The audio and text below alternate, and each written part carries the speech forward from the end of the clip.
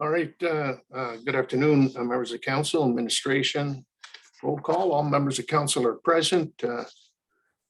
Any disclosure of pecuniary interest on the agenda is presented to you? I hear none. I have that duly noted. I'd like to, before we start our meeting, the introduction of the meeting, I just want to report out that we did have a closed session.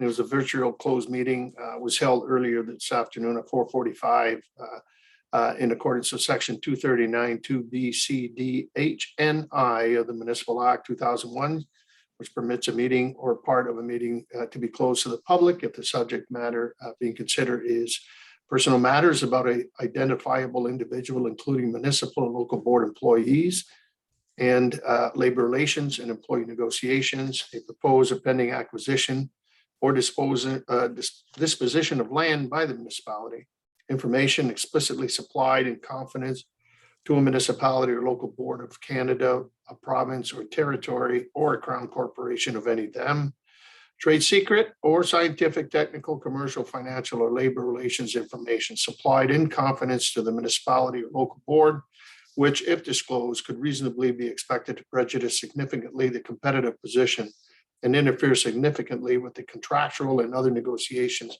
of person, group of persons, and organization.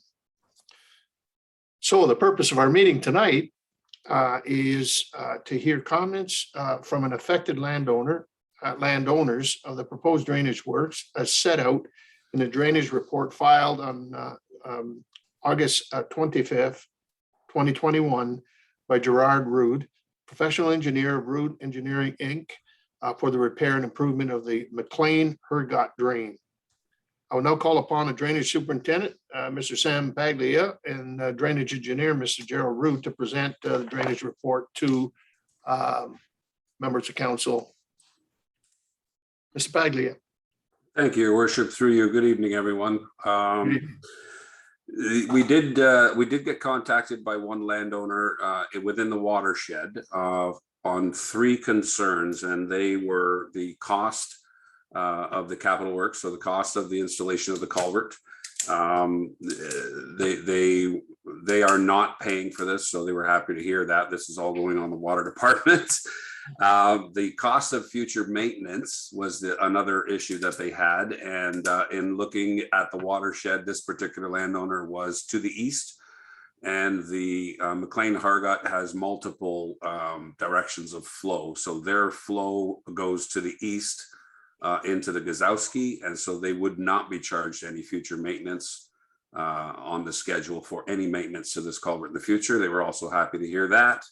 And lastly, their concern was that this culvert somehow was being put in place to extend concession 10 southerly. So that was obviously not true. This culvert is being installed for use for the fire hydrant by the water department. And so they were happy with that response.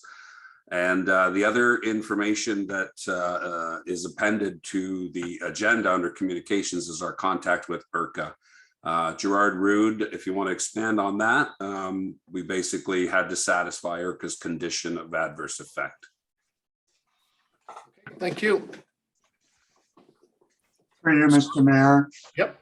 IRCA requested that we just confirm that our proposed works under the report would not create any adverse impacts or affect the upstream or downstream situations on the project. So we amended page 5 of the original report that was submitted and provided a copy to IRCA, and they accepted that.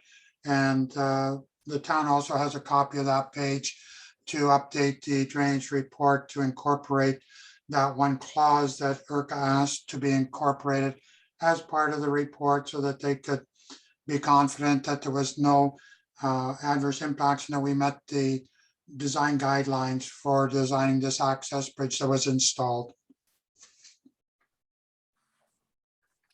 All right, very good. This is everybody's happy. So I guess at this stage, any questions or comments to either Mr. Paglia or Mr. Rood? Yes, Councilor Jobin. Thank you, through Mr. Mayor, to Sam.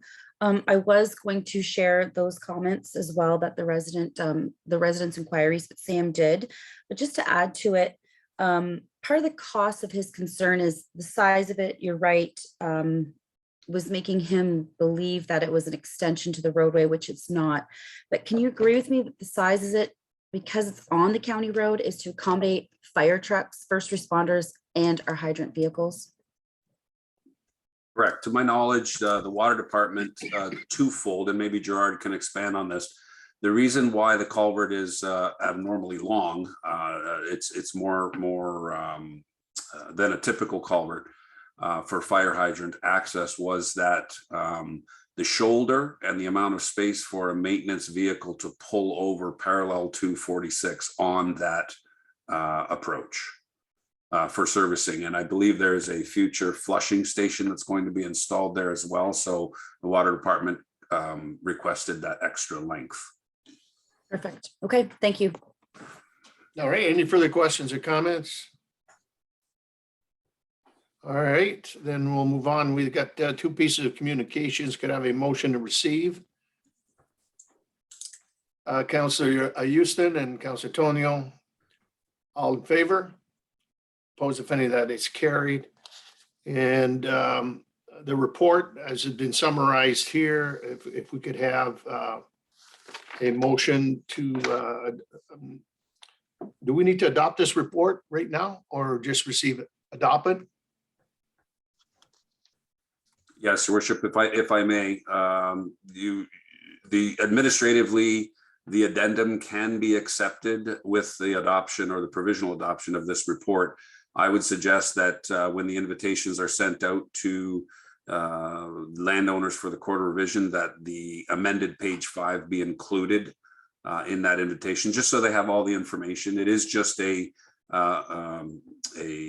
word update or administrative update. There are no adverse effects of this, but adopting the bylaw with amended page 5 should be shown somehow.